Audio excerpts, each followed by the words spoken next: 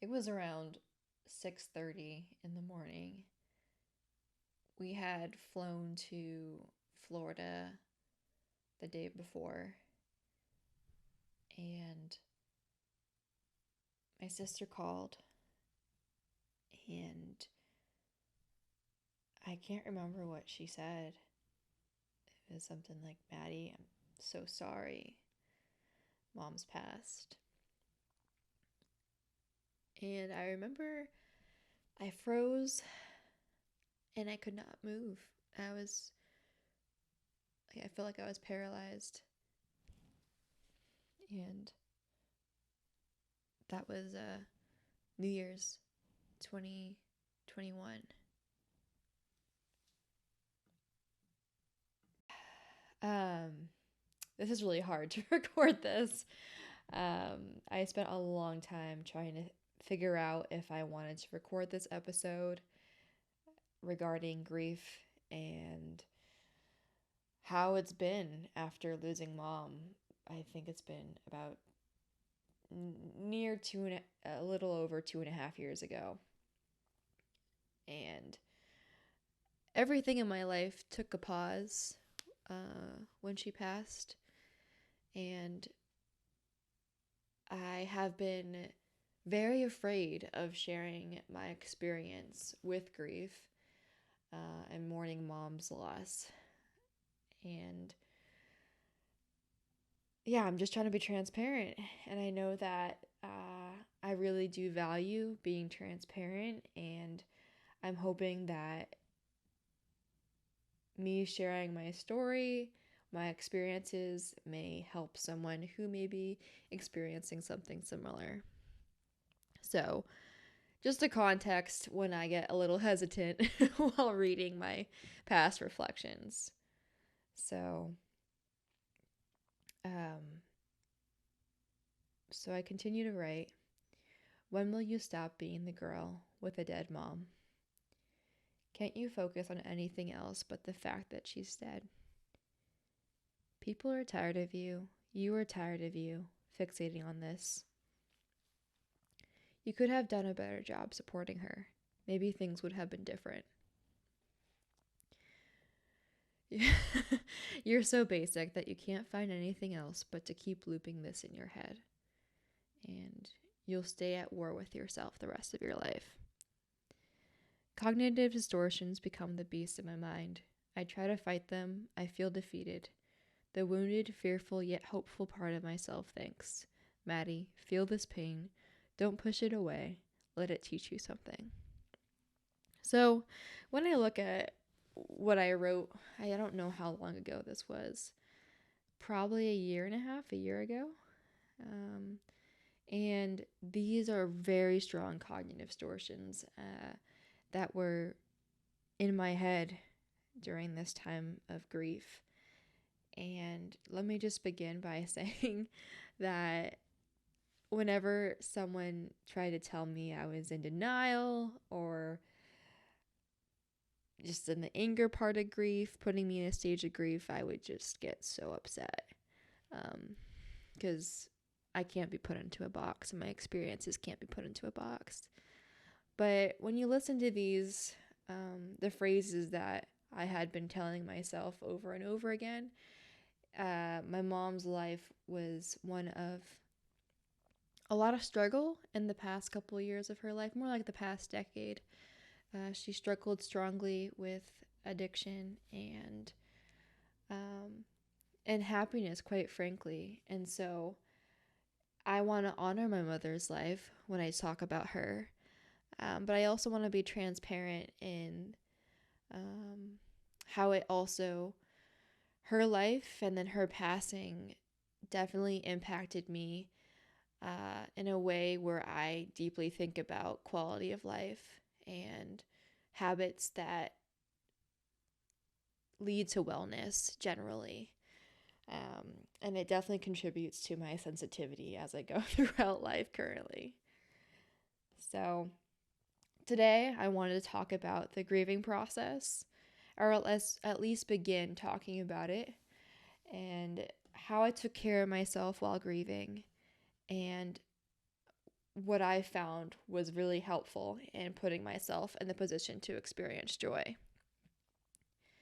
So the grieving process for me, I can't put it into words exactly, but just to begin with, it involved at the beginning a lot of screaming, poor sleep, rocking back and forth throughout the night, and a shaky leg most nights. Very gruesome thoughts of my mom's body and replaying conversations, sitting in the McDonald's parking lot for hours listening to piano instrumentals on loop crying. And just not being able to be myself and be as extroverted as I was usually. Very closed in a shell, and just honestly surviving every day, where it's hard to focus on taking care of your basic needs when your mind is just somewhere else. So, in terms of how I took care of myself while grieving, one of the best things for me that I did was committing to therapy, whether it was bi-weekly, weekly, whatever really it called for during the time. And I was really fortunate to be able to afford therapy and have access to therapy, because I know it can be really hard to find a provider and a really good therapist as well. So very grateful for that. Having that space to really just show up and try to process in a really healthy and constructive way made all the difference. And in terms of how I was feeling and people telling me that I should feel some sort of way, or like, hey, your mom's at peace, that type of thing, that didn't work for me. I had to not let anyone else put a timeline on how I should feel, and I had to let myself be slow. A month after mom passed, I had someone tell me to get over it, and that was actually someone that was very close to me. And no, you don't tell someone to get over the loss of someone that was impactful to them in their lives. I found that not running away from my pain and actually sitting with it helped me. And someone else may do better by staying active and distracting themselves while grieving. But for me, it really helped me just to actually feel my emotions. And it took forever, and it was torturous. Letting myself take a lot of alone time without shaming myself and not putting myself again in a box like stage of grief. I found that sharing my experiences, my feelings, my emotions with my family was incredibly validating. And I have really close siblings, and just sharing with them what I was going through really helped. And I found that listening to music, letting myself cry for hours, was really like released a lot of just that energy that was inside me. And I found that working out, especially with the stair climber, really released the grief emotions in a really constructive way. And I can't explain it, but it was just a really good outlet for the past 2.5 years. And like, when I say the past 2.5 years, I don't say that I've completely healed, or I don't grieve my mother anymore. It's just that I'm in a better place in which the grief is not so much in my face anymore.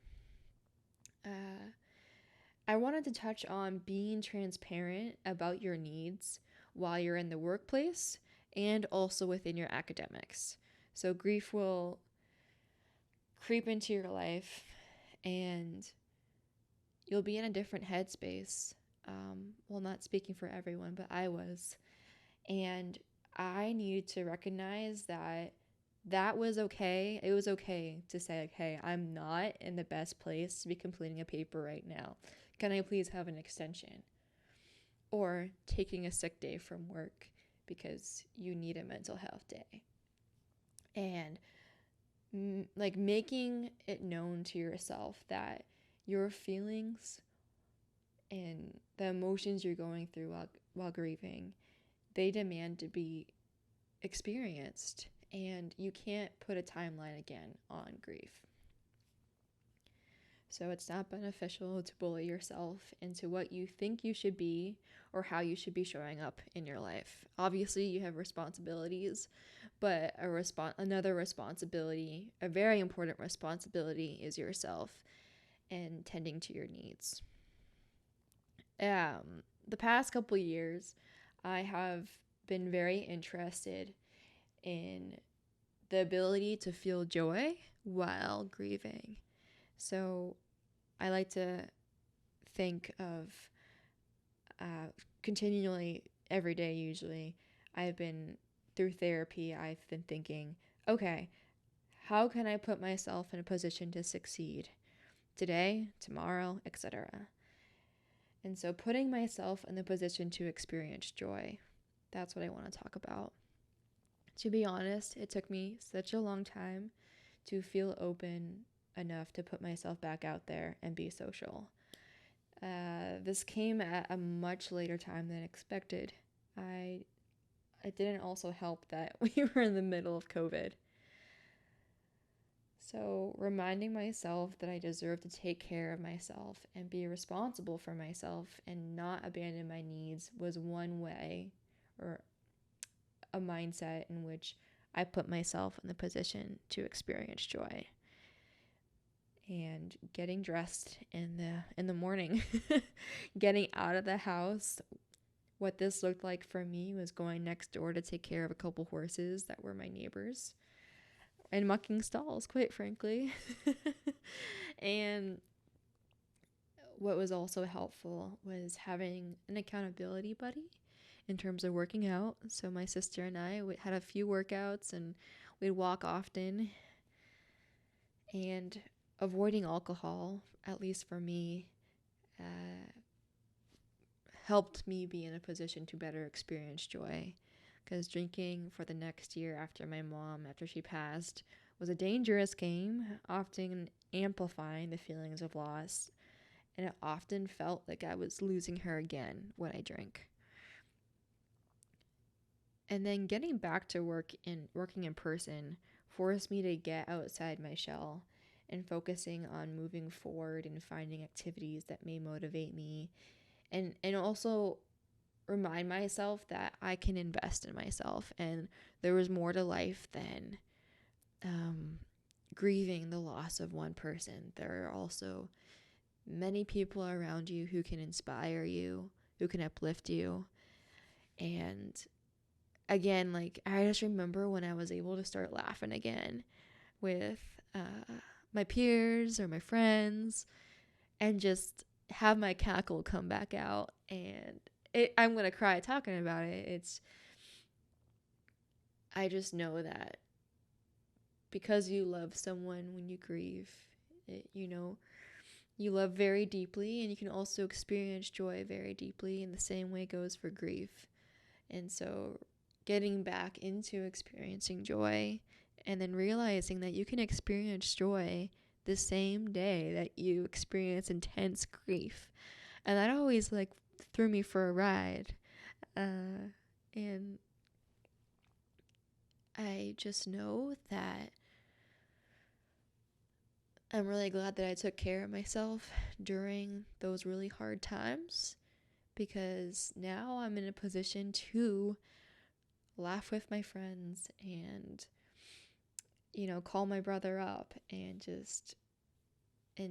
be filled with joy when we're talking about our days. So there will always be that loss, but then there is also so much life that's around me currently that I am also allowed to experience and should be excited to experience as well.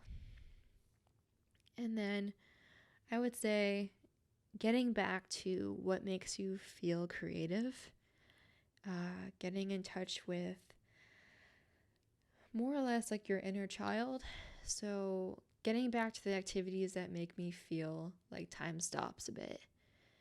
And for me, that was actually dog sitting and running a little bit. I got back into running for a short time. And